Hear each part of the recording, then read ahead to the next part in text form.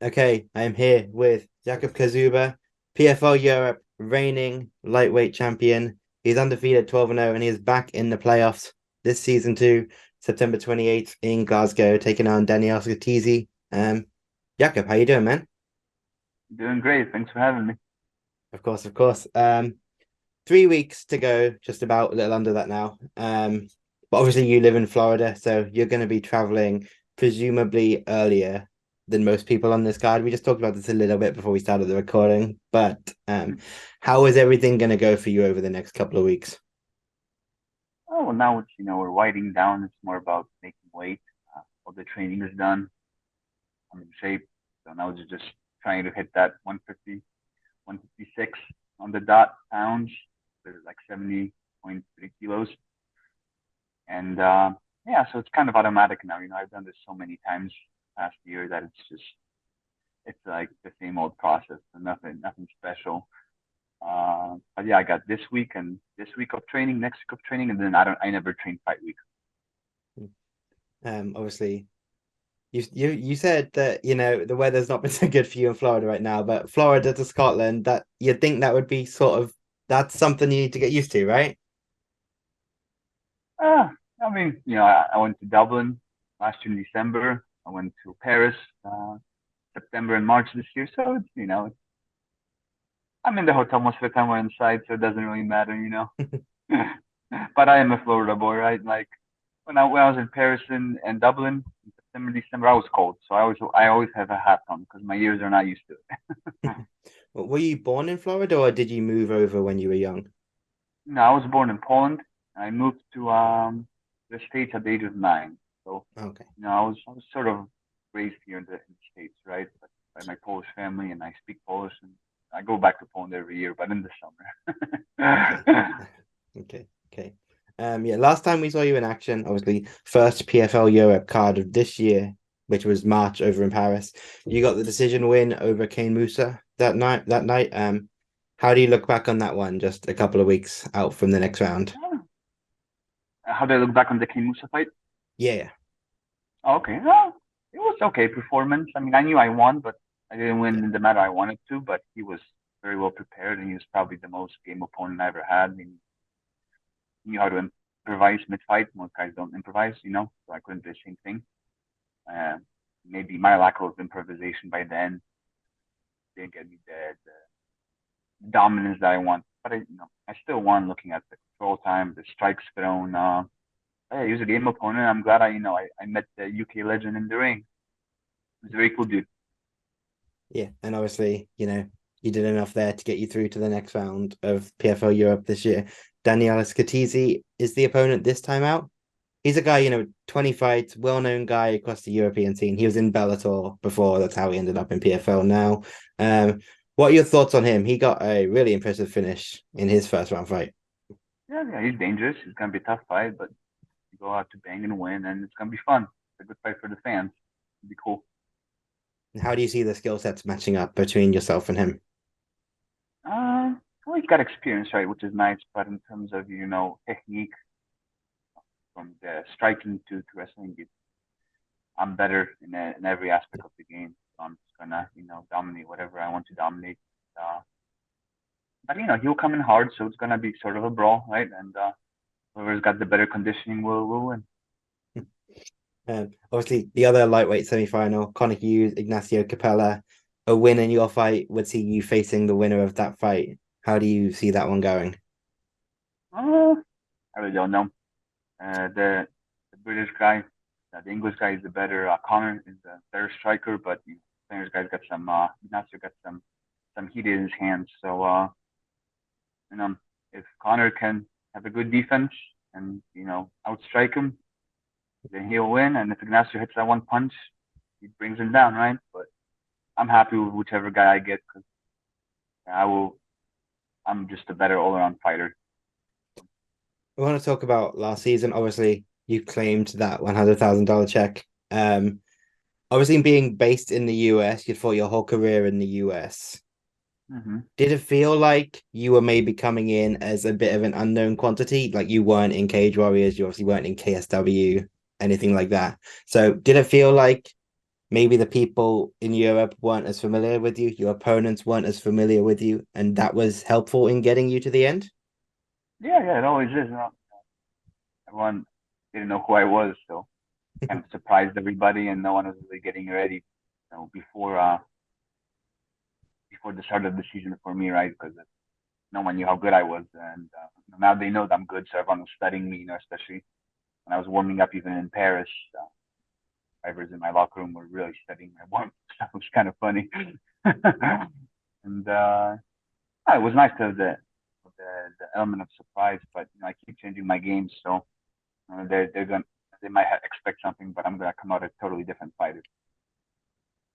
Do you feel there's more or less pressure on you in this season having that first win? More in the sense that, you've proven yourself, you've proven you can do it, you got to get back there again, or less in that, people do know about you more, everyone's chasing you, you've already been there. How do you feel? Yeah, I feel very comfortable with PFL Europe and fighting and traveling to Europe and fighting, for knowing all the guys around there. So I feel less pressure just because I'm like used to the environment. I know what to expect. I know everybody, so I really feel less pressure on me. And it's nice for this fight because when I fought in Paris in March, I fought 4 times in 8 months. I had to fight every Hmm. 2 months, so I had a nice needed break that I me really reset and get back to myself. Right, because obviously the thing with PFL is you are fighting quite regularly, especially in the global series. But some of the guys in Europe have been fighting quite regularly as well, like you said last season, and then coming into the start of this season. But how beneficial has that break been for you, just in terms of not only developing yourself, but in terms of like rehabbing the body a bit? Yeah, just I get to rest. I get to rehab my mind, most important, Yeah. and I want to train again. I'm excited. I want to.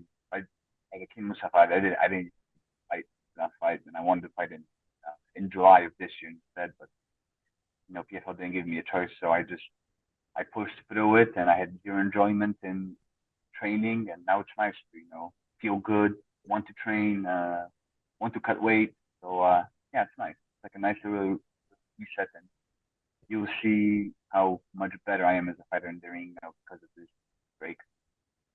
Obviously, the plan after PFL Europe originally last season was to then go into the global season. Of course, the Bellator deal happened. You get a lot more fighters coming into the organization, so that wasn't able to happen. What have your thoughts been of the Bellator integration so far? I mean, I haven't really watched any of the fights. I mean, it was good that they're doing the cross PF. They did in the beginning of the year, the cross PFL, cross Bellator champions. That was cool. But other than that, I mean, it's nice to get some Bellator guys in PFL Europe circuit, which is nice because they're just more experienced fighters. So yeah, it's nice. It's a better test for us PFL guys. Makes me happy. Overall, we'll get better because of it. That's cool. Was it a part of you that was frustrated though that you weren't able to kind of have that initial progression that you thought you would going into the global series? Were you a bit Yeah, frustrated again, that you had to go back to the Europe series? I didn't have a choice, but I didn't mind it. If I could choose, I'd probably go back to Europe just so I can get a bit more experience. Yeah. Uh, and now the PFL Championship Series, in the States seems to be a more difficult competition now because of that. So I'm happy I get to get more experience and I'll be really ready for it this next season coming up. Yeah. You're not frustrated that you got to go back to Europe and like in the sense of the flights, right? You'd much rather stay and fight in the US, no? Yeah, yeah, that'd be nice. But I'm so used to it now that it's like whatever. But Yeah, yeah, I okay. mean, I can't even imagine fighting in the States and just flying, on Tuesday or Wednesday and a 2 hour flight and you're there, maybe a 4 hour Yeah. flight. that, that seems nice. Yeah, I mean, but then like being in Europe again, you've got the chance to make that a two-time championship, in which case you're Yeah, undeniable, right? yeah, yeah. I get to do it again, which is like do it once, maybe luck, but do it twice. That's still. I mean, when you've got it twice, no one can say anything, right? Yeah, yeah, exactly. So I'll do it again, and I'll get Well, 100K for yeah, it. exactly. That's After obviously nice. taxes, it depends. Yeah, when you first got that 100K, was there a specific purchase? I just bought a investment property. Yeah. So when I retire, I got renters in there now, so when I retire, I will have a nice steady income. And be like, oh, 30, 40 years ago, PFL Europe paid for this. Thank you.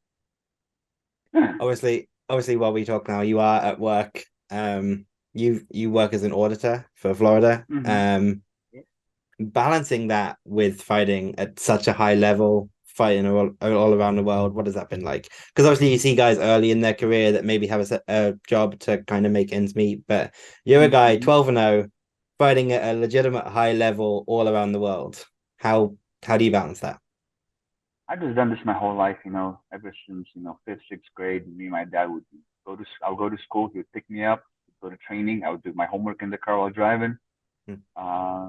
There and back, go train, drive back, go home, play video games, go to sleep. So it's like this schedule I had since I was 12 years old, and I love it. I personally need it. So I'm happy that I go to work, I can be busy for 8 hours, and it's not physical work, so I still have a lot of part to go to train. And I'm happy my job gives me the flexibility. Whenever I need to go train, take time off, I take it. They give it to me, and then obviously they give me time off for these big trips, right? So it's nice. I gotta be very organized, right? Everything's gotta have a plan.